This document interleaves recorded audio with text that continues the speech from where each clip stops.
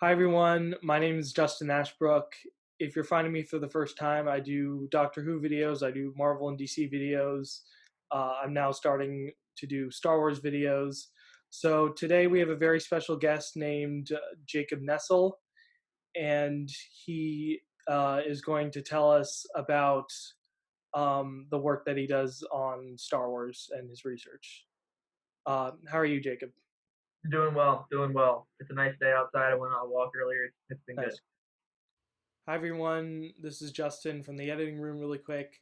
I just wanted to say please consider subscribing. It's the best thing you can do right now to help the channel grow, and it lets me know that you guys are enjoying the type of content that I'm making. We're trying to get to, I don't know why I said we, it's just me. I'm trying to get to 500 subscribers by the end of the summer. So if you could please hit that subscribe button, that would be really great. Cool. So we can go ahead with the first question. So can you tell me a little bit about yourself and what got you interested in Star Wars and kind of like the American political system that you talk about in your paper and what drove you to write your thesis on Star Wars? Yeah, absolutely. So I recently graduated from Ashland University as an Ashbrook Scholar. I was focusing on political science and philosophy. One of the things you do there is you write a thesis. And so I've been interested in Star Wars since I was a kid. I mean, I literally can't remember a time I wasn't super into Star Wars. Um, the American political system and the American Republic stands out as like the first large scale attempt at building a constitutional democratic republic in the West after like 1,000 years of monarchies, dictatorships. So I realized the observations that I saw in the Star Wars world that they made on politics were actually universal to the issue of republicanism itself. So I couldn't miss the opportunity to write about it. Great. So you make a lot of comparisons to, as you mentioned, to the American political system and the political system in Star Wars. Do you think Star Wars could have even like existed as it does without the kind of like political themes that go on? And if so, how would that structurally be different? Yeah, I think the political themes of republicanism, I mean, one primary theme is the need to keep the republic alive and keep it self sustaining. They're totally universal and they're totally core to what Star Wars is. The theme of struggle against an oppressive regime that's really common throughout the original trilogy, for example, is also a political theme. It's less structural, but you also couldn't really have Star Wars without that. You also probably wouldn't ever get a recognizable version of Star Wars from a Mm. person who doesn't live in a republic. You know, George Lucas is an American, and so I don't think Star Wars as we know it, and especially not the prequels, could exist without the Yeah. themes of republicanism.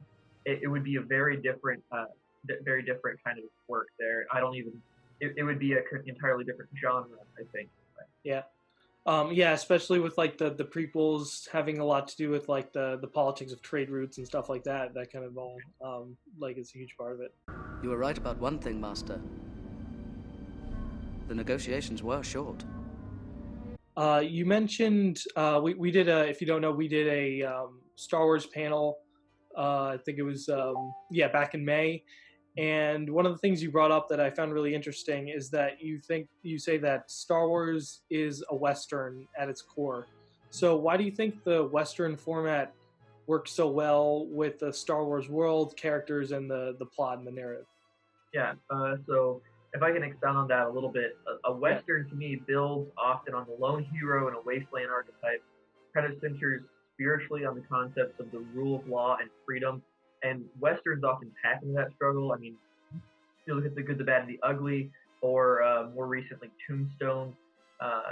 Star Wars is this alternate world that can tell us sort of quasi-Western stories, but it's an alternative West. Uh, in this context, the Outer Rim functions almost as the West, Mm. whereas the core can function sort of as the East, this more decadent, more urban society. The Star Wars world kind of bakes in the isolation and themes of the Western into some of its best works. Uh, it's at its strongest when it's leaning on them. So you look at The Mandalorian, for example. That's a Yeah, fantastic. It has a lot of references actually. If you haven't seen it recently or haven't seen it at I all, have. Yeah. Good, the Bad, and the Ugly. Yeah, the Good, the Bad, and the Ugly theme actually is very similar to the Mandalorian theme. They kind of intentionally touch on those things. So Star Wars has the capacity to tell a lot of other stories. You think about the sequels are pretty much straightforward science fiction adventure stories, but the original Star Wars was a Western. You know, it was always a space opera in a way, but it was also very much a Western. So that's kind of what I mean when I say it's at a Western. It's a Western at its core, and it's at its best when it is a Western. Yeah. So just a quick follow up with that.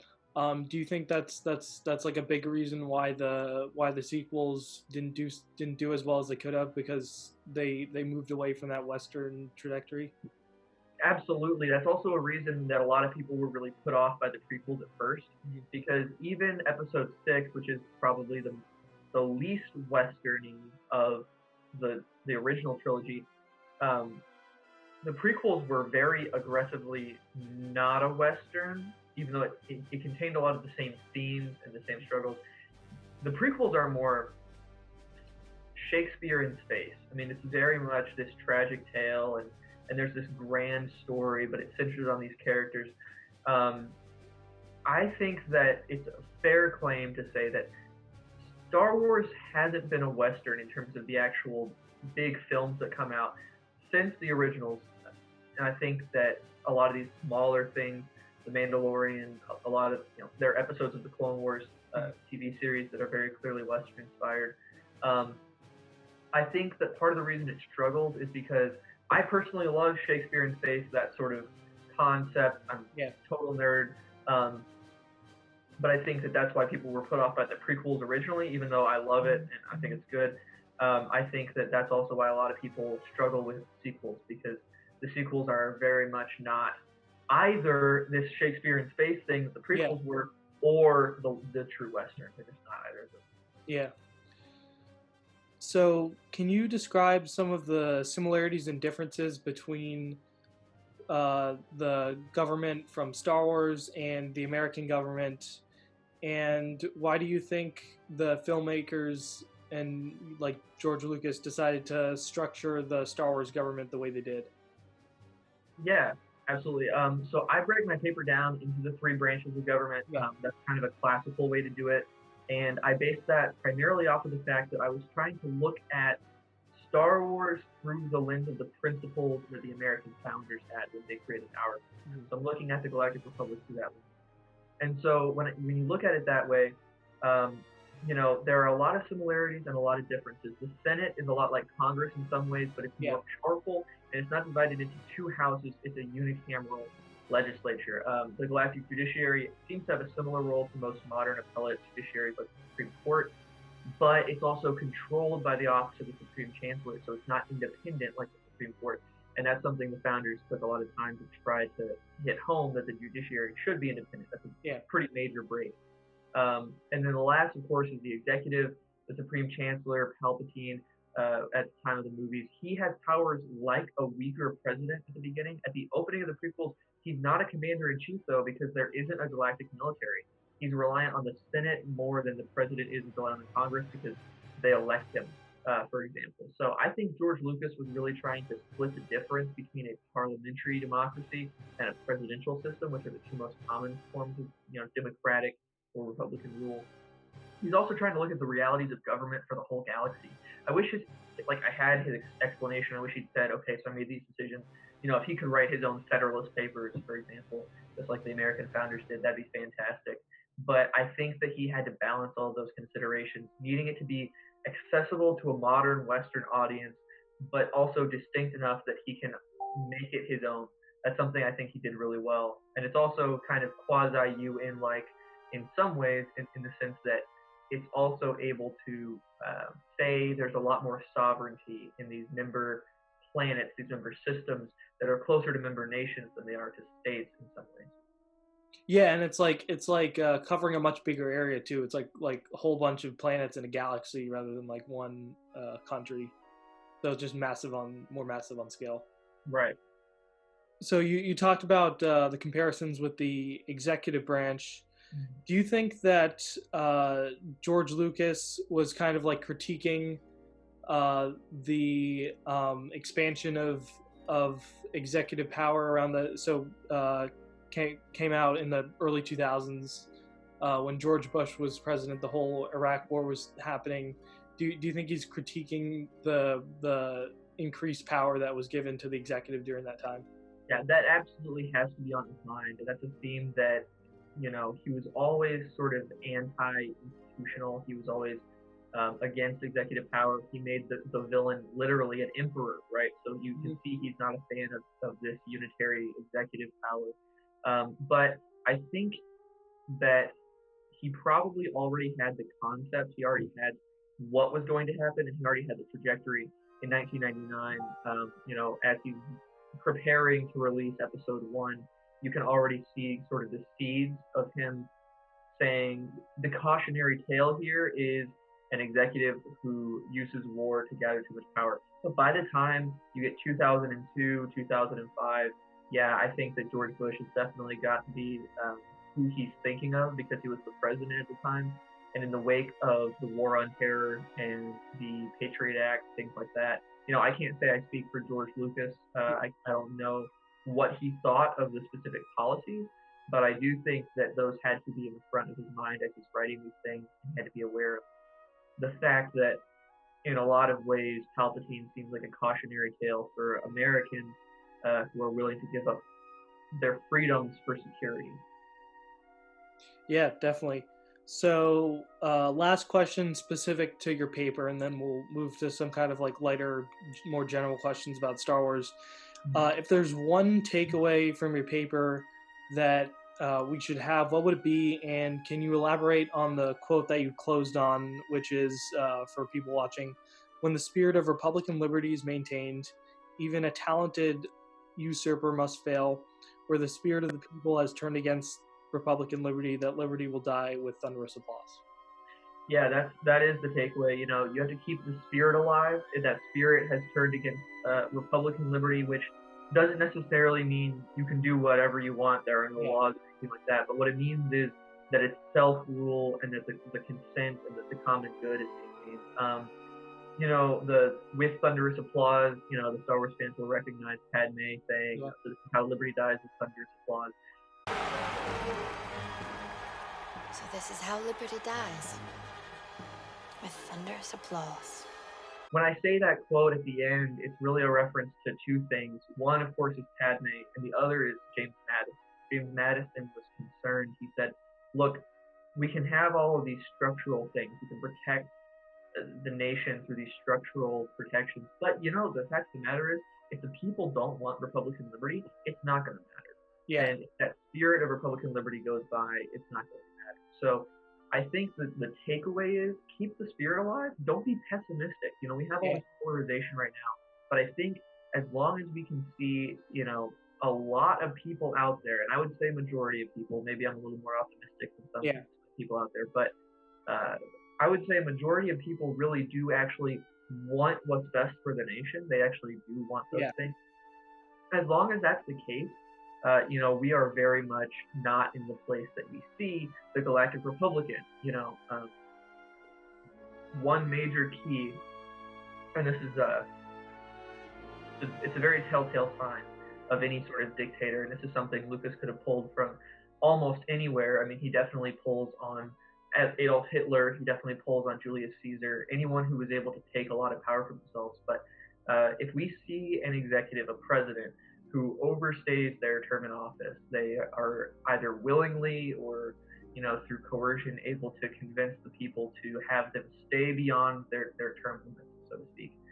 That's when we start to see that people are much more willing to go with whatever feels good, whatever they want, whatever makes them feel safe, as opposed to the rule of law and institutions and what I would call Republican liberty. Yeah, kind of we all make memes about the I am the Senate line.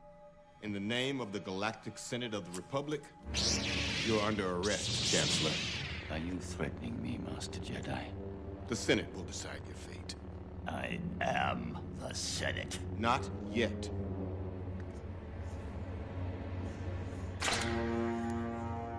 It's treason, then. How it feels to chew 5 gum. New 5 gum. Stimulate your Said it. But like when you think about it that way, it's actually like a very serious thing. It is. It's actually something I go into in my paper with some detail is the issue of patronage.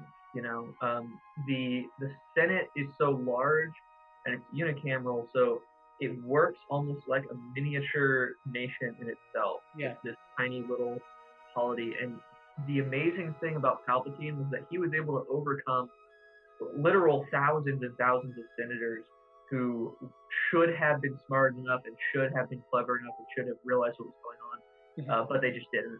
And so I think that's something that Palpatine is really good at, is this patronage thing, and that's something we got to look out for too. Yeah. So moving on to some more general Star Wars questions, what would you like to see in the next Star Wars movie? How do you make it good, basically?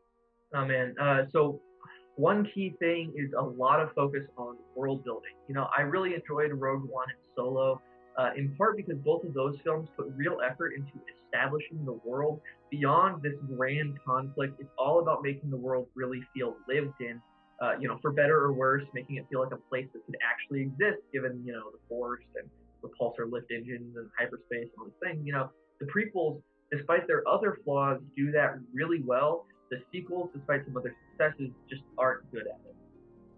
Yeah. So, of the sequel trilogy, if you had to like pick one that was your favorite, and so basically, I guess a better way to ask, how would you rank the sequel films and why? Yeah, I mean, that's hard.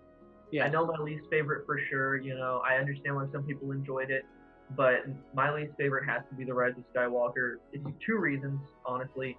And these are my own preferences. You know, other people might look past these, they might not be that important to them. But one, it's way too hard to undo the things. It tries way too hard to undo the things the fans didn't like about The Last Jedi. Yeah. There's several moments that sort of take you out of immersion because you're thinking, oh, JJ was trying to pat us on the head and say, don't worry, that movie's not really. You know, it was really, really cringy in my opinion. And then two, it's because it's just really bad at character building and world building. There's, you know, only a few genuine character moments. You know, you say what you want about The Last Jedi, I'll probably agree with you, but Kylo Ren is the only character with like actual well-written development in Rise of Skywalker. So that's hard. I don't know if I can choose a favorite. You know, The Force Awakens is a lot more fun than The Last Jedi in my opinion. I really enjoyed sitting there, especially because I was still a teenager, and I was just really enjoying seeing that when it came out. The Last Jedi did actually do a lot more for world building and character development, which I do appreciate. Those are things that matter a lot to my personal, you know, film watching experience. But I do get why people were frustrated with the character decisions that Rian Johnson made. You know, it's controversial, and I totally understand that. But I would say that the fact that it actually put in real effort for those things, way more than the other two films of the sequels, I got to give it credit for that. Yeah, and I know like one criticism I have of Force Awakens, it was kind of like a rehash of A New Hope.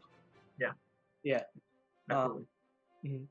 So I want you to react to this clip of Dave Filoni. He's talking in this Mandalorian documentary. I think it's called like Gallery, The Mandalorian or something.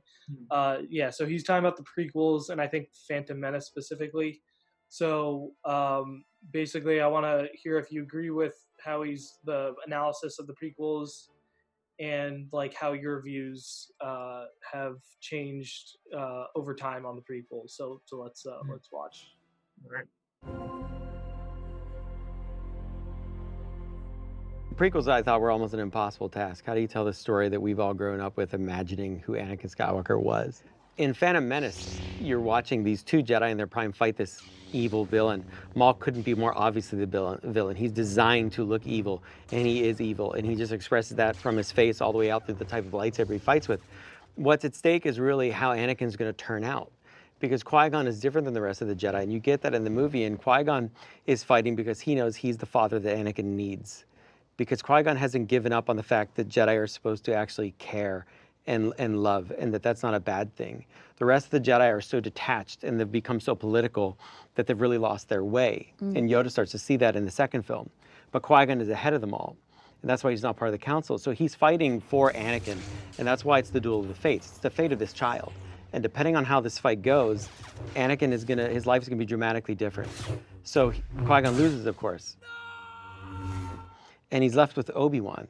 Obi-Wan trains Anakin at first out of a promise he makes to Qui-Gon, not because he cares about him. When they get Anakin, when they find him on Tatooine, he says, why do I feel like we've found another useless life form? He's comparing Anakin to Jar Jar. Excuse me. And he's saying, this is a waste of our time. Why are we doing this? Why do you see importance in these creatures like Jar Jar Binks and this 10-year-old boy? This is useless. So he's a brother to Anakin eventually, but he's not a father figure.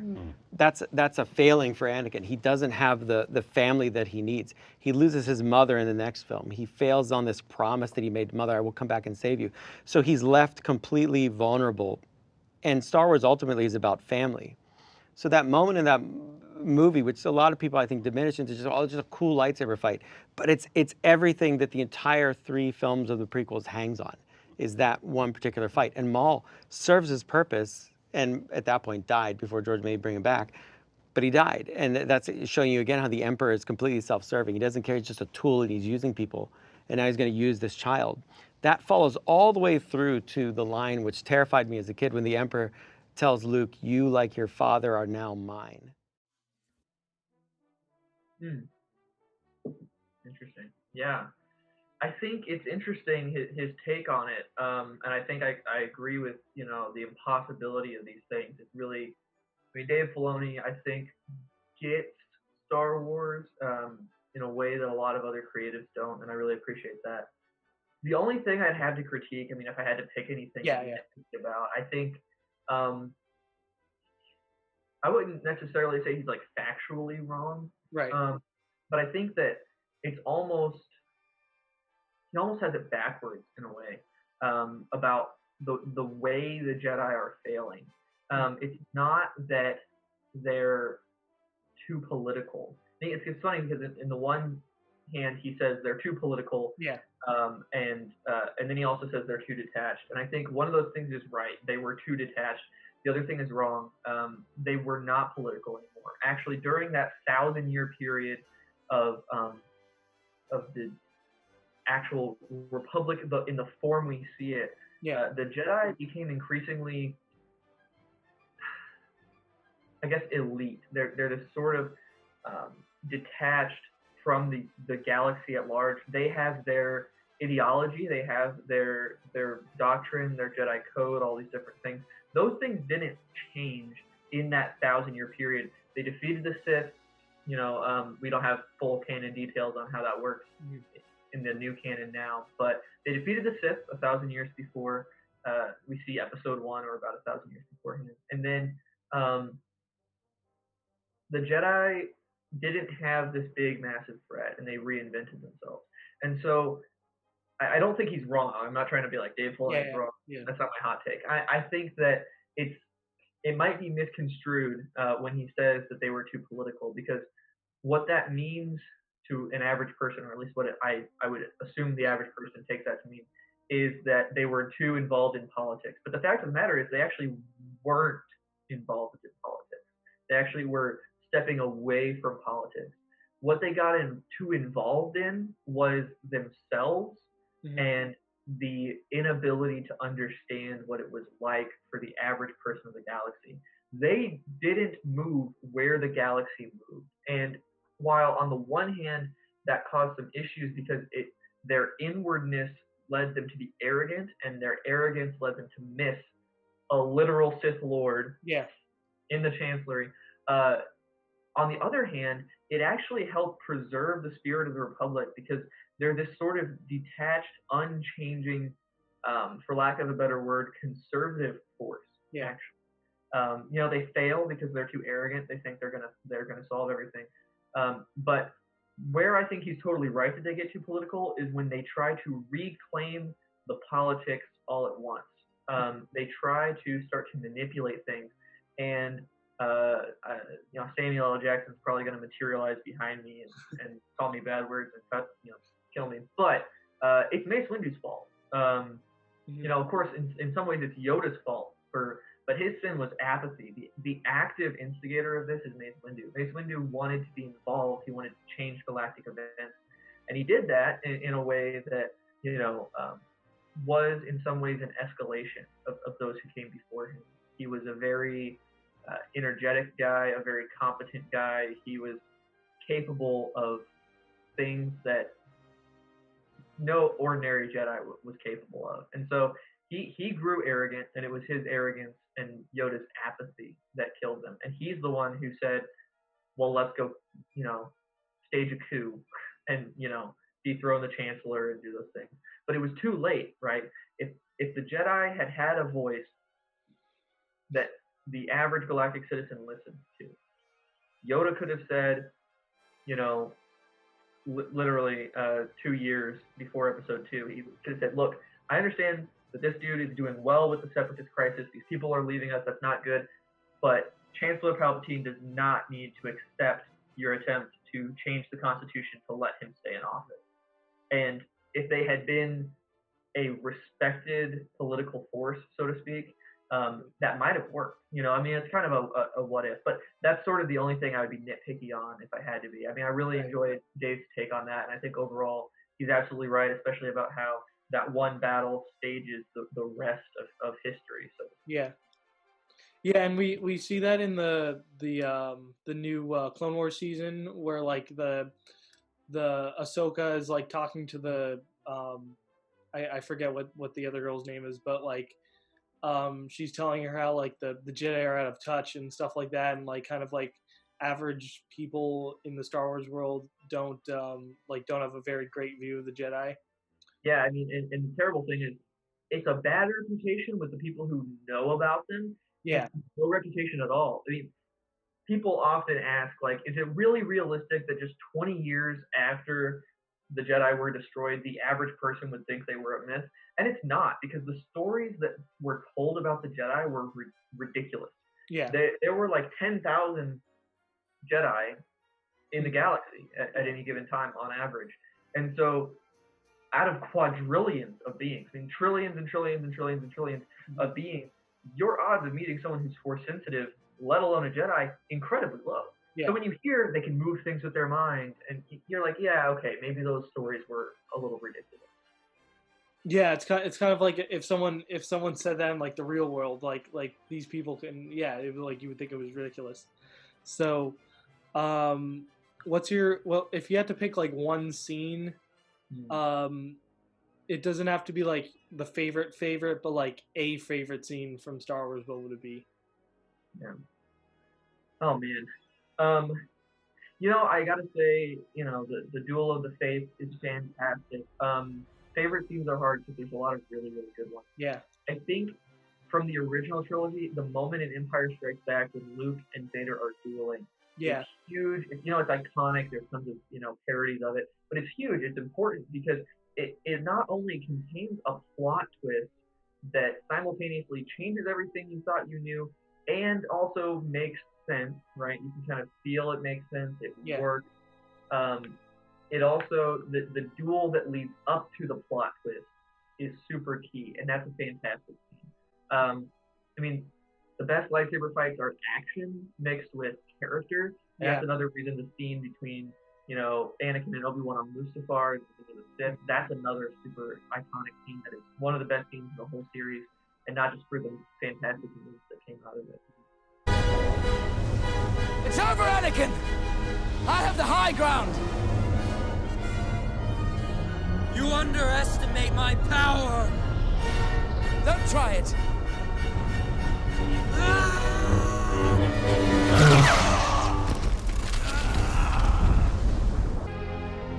You were the chosen one! It was said that you would destroy the Sith, not join them! Bring balance to the Force, not leave it in darkness!